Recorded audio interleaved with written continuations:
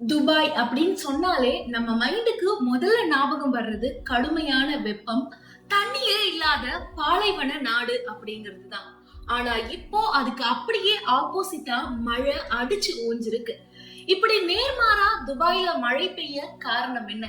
செயற்கை மழை பொழிவுக்கும் இந்த வரலாறு காணாத மழை பொழிவுக்கும் சம்பந்தம் இருக்கா? துபாயில நடந்த மழை பொழிவுக்கு பின்னாடி இருக்கிற காரணம் என்ன? நீங்க பார்த்துட்டு இருக்கிறது காலி ரிப்போர்ட்ஸ். நான் உங்கள் லோகசுச்சி. துபாயில அப்படி என்ன நடந்திருக்கு அப்படின்னா, திங்கட்கிழமை இரவு மழை பெய்ய ஆரம்பிச்சிருக்கு. திங்கட்கிழமை இரவு தொடங்கி அடுத்த நாள் செவ்வாய்க்கிழமை காலையிலையும் மதியம் மாலைன்னு முழுக்க முழுக்க மழை மட்டுமே பெஞ்சிருக்கு. 142 மில்லிமீட்டர் அளவு மழை பெஞ்சிருக்கு. இது எந்த அளவு அப்படின்னா 1.5 வருஷம் துபாயில பெய்ய வேண்டிய மழையின் அளவு தான் இந்த ஒரு நாள்ல பெஞ்சிருக்கு. அதாவது திங்கட்கிழமை இரவுல இருந்து செவ்வாய்க்கிழமை மாலைக்குள்ள பெஞ்ச இந்த 142 மில்லிமீட்டர் அளவு 1.5 வருஷம் துபாயில பெய்ய வேண்டிய மழையின் அளவு அப்படிங்கிறது தான் துபாய் அரசுக்கு ஆச்சரியமான விஷயமா இருக்கு. அண்ட் இந்த மழைக்கு பின்னாடி என்ன இருக்கும் அப்படின்னு பல காரணங்கள் பல பேரால சொல்லப்படுது. ஆனா இந்த மழையினால ஸ்தம்பிச்ச விஷயங்கள் என்னென்ன அப்படிங்கறத நம்ம பார்க்கலாம். முதல்ல விமான நிலையம். துபாய் விமான நிலையம் வேர்ல்ட் பிஸியஸ்ட் விமான நிலையங்கள்ல ஒண்ணு அப்படின்னு சொல்லலாம். உலக அளவுல அதிக மக்களால, அதாவது 2023ல மட்டும் 83 மில்லியன் மக்களால பயன்படுத்தப்பட்டது இந்த விமான நிலையம். உலகத்திலேயே 2வது வேர்ல்ட் பிஸியஸ்ட் ஏர்போர்ட் ஆகவும் இந்த விமான நிலையத்தை சொல்றாங்க. இப்படிப்பட்ட விமான நிலையத்துல 94.3 மில்லிமீட்டர் மழை பெஞ்சிருக்கு. இதனால செவ்வாய்க்கிழமை மதியம் போல ஒரு 23 நிமிஷம் டெம்பரவரியா எந்த பிளைட்டும் உள்ள வரக்கூடாது அப்படின்னு ஒட்டுமொத்த ஏர்போர்ட்டையே நிறுத்தி வச்சிருக்காங்க. ஆனா அதன் பிறகும் ஏர்போர்ட் திரும்பி அதே நிலைக்கு திரும்பல அப்படின்னு சொல்லலாம். இயல்பான நிலைக்கு ஏர்போர்ட் திரும்பாததுக்கு காரணம் அங்க வீசப்பட்ட புயலும் மழையும் தான்.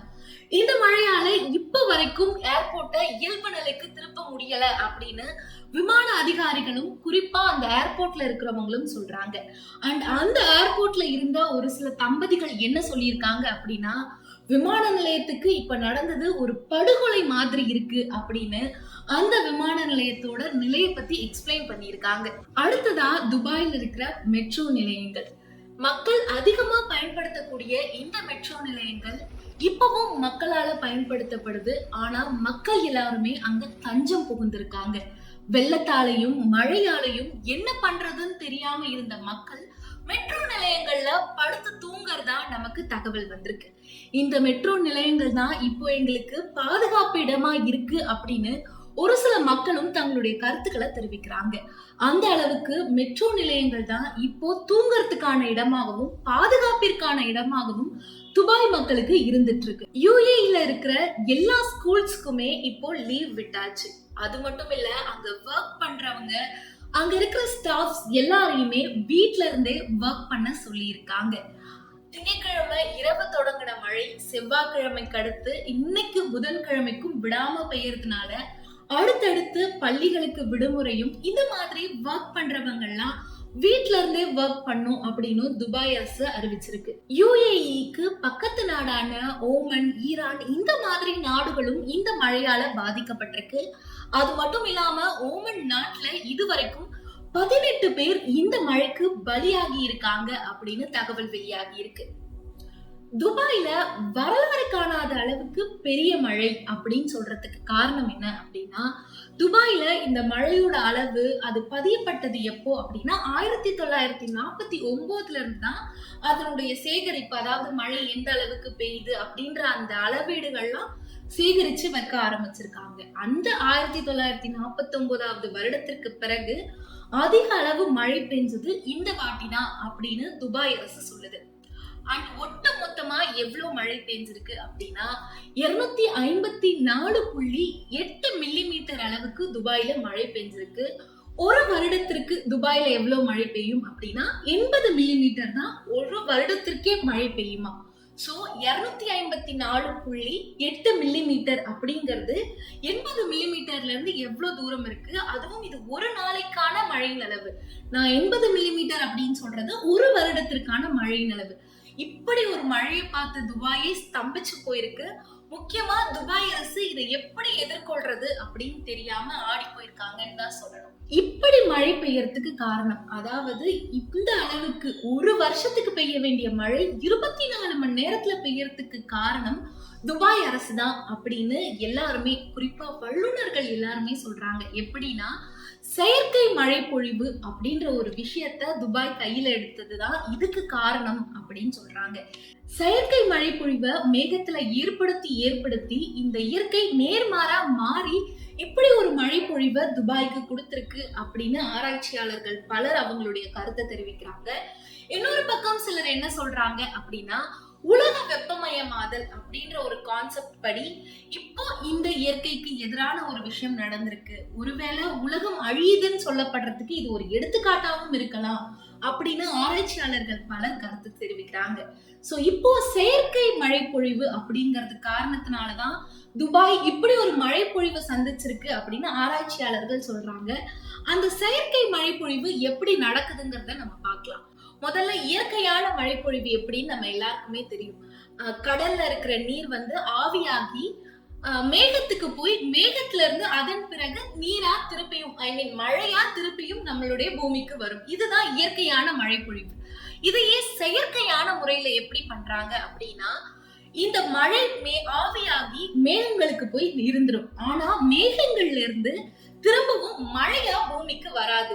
இந்த ஆவியாகி மேகங்கள்ல போய் இருக்கிற அந்த நீர்த்துளிகள் ரொம்பவே சின்ன சின்ன நீர்த்துளிகளா, அதாவது அது திரும்பவும் பூமிக்கு வரணும் அப்படின்னா அது கொஞ்சம் வெயிட்டா ஒரு ஓரளவு பெரிய துகளா இருக்கும் போதுதான் புவியீர்ப்பு விசை மூலமா அது திரும்பவும் பூமிக்கு வரும். ஆனா அந்த மாதிரி இல்லாம சின்ன சின்ன துகள்களா மேகத்துக்குள்ளேயே கருமேகங்களுக்குள்ள அந்த நீர்த்துளிகள் இருந்துச்சு அப்படின்னா, சில்வர் அயோடைடு அப்படின்னு ஒரு செயற்கை கெமிக்கலை பயன்படுத்தி அந்த நீர்த்துளிகள் எல்லாம் ஒன்னாக்கி அதோட புவி ஈர்ப்பு விசையை அதிகப்படுத்துறது மூலமா திருப்பியும் அது பூமிக்கு வரும். அதாவது அது வெயிட் ஆயிடுச்சு, எல்லா துளிகளும் ஒண்ணு சேர்ந்து வெயிட் ஆயிடுச்சு அப்படின்னா அது திருப்பியும் பூமிக்கு வரும்.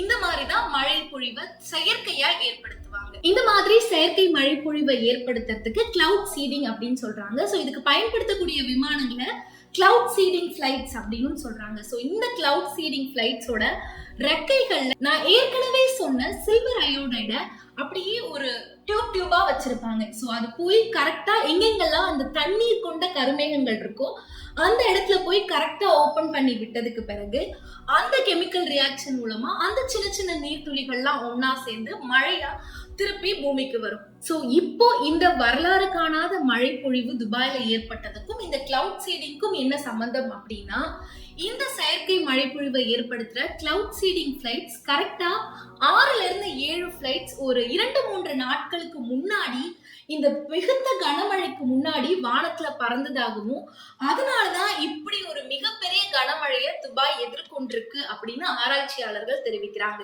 என்னதான் ஆராய்ச்சியாளர்கள் ஒரு பக்கம் கிளவுட் சீடிங் தான் இதுக்கு காரணம் அப்படின்னு சொன்னாலும் அதை எதிர்க்கிற இன்னொரு தரப்பு கிடையாது. உலகம் வெப்பமயமாதல் அப்படின்னு ஒரு மிகப்பெரிய விஷயத்த நம்ம எதிர்கொண்டுட்டு இருக்கோம், அதனாலதான் நம்ம இப்படி ஒண்ணு ஃபேஸ் பண்ணிருக்கோம் அப்படின்னு சொல்றாங்க. இன்ஃபேக்ட் இன்னும் நிறைய பேர் உலகம் அழிய போகுது அப்படின்னு நம்ம ரொம்ப நாளா பேசிட்டு இருக்கோம் இல்லையா, அதுக்கு மிகப்பெரிய எடுத்துக்காட்டாவும் இந்த விஷயம் இருக்கலாம் அப்படின்னு சொல்லிட்டு இருக்காங்க. சோ துபாயில ஏற்பட்ட இந்த மிகப்பெரிய கனமழையை நீங்க எப்படி பாக்குறீங்க? அண்ட் சென்னையில எப்படி ஃப்ளட் வந்துச்சோ கிட்டத்தட்ட அதே மாதிரி இப்ப துபாயோட நிலைமை இருக்கு. சோ இதை பார்க்கும்போது உங்களுக்கு என்ன தோணுது அப்படிங்கறத மறக்காம கமெண்ட் செக்ஷன்ல கமெண்ட் பண்ணுங்க. அண்ட் இதே மாதிரி இன்ட்ரெஸ்டிங்கான எக்ஸ்க்ளூசிவ் நியூஸ் எல்லாம் தெரிஞ்சுக்க கர்லி ரிப்போர்ட்ஸ்க்கு மறக்காம சப்ஸ்கிரைப் பண்ணுங்க.